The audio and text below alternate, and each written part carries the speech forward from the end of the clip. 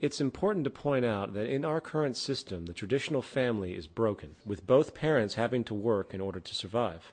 Monetary economics undermines family cohesion and childcare. Stress is always high due to medical bills, insurance, education costs, employment insecurity, and living costs.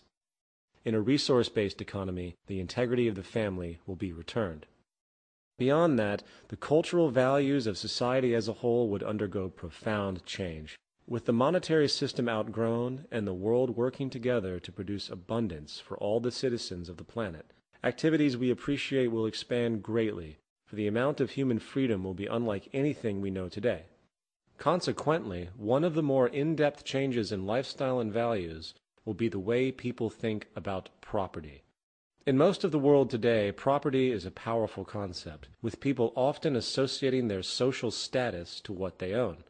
As stated before, the monetary system requires cyclical consumption to function. This naturally leads to people being manipulated into thinking they want or need a particular good or service. With the powerful tactics of modern advertising, most in the world support an artificial, materialistic value system that entails wanting more and more goods and services, often regardless of the necessity or utility.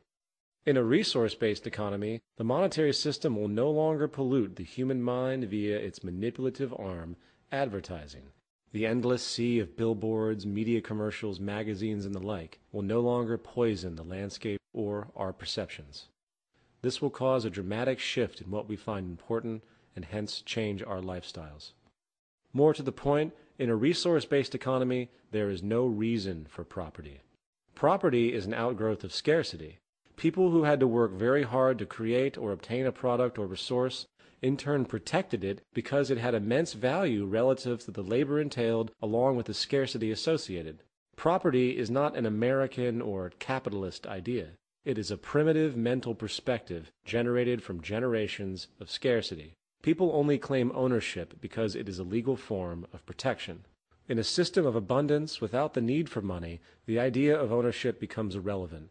In this new system, no one owns anything. Instead, everyone has unrestricted access to everything. Ownership is a massive burden. No longer will a person need to live in one place. One could travel the world constantly. Anything needed is obtained without restriction. There is no reason for abuse, for there is nothing to gain. You can't steal things that no one owns, and you certainly couldn't sell them. Household items would be obtained through central distribution in the cities, while recreational items are available on call or near the location of interest. For example, if you go to a golf course, you would select on site your clubs from the most effectively designed models available. You use them, and then you return them. If you decide to keep the clubs, go ahead. That's your burden. For why would a person want to transport, maintain, and store golf clubs when they can always have access to them and return them on site? Our homes today are full of stuff that we hold on to because of the supposed value they maintain. This waste will no longer be needed. In this economic model, the city, or in fact the entire world, is really your home. If you require an automobile for whatever reason, the car is made available for you. When you get to your destination, the satellite-based driving system will automatically make the car available for others to use, as opposed to sitting in some parking lot, wasting space and time. In society today, the need for property results in extreme product overlap and redundant waste. It is much more intelligent to create a universal shared system, for it dramatically reduces waste, redundancy, and increases space and efficiency. Human behavior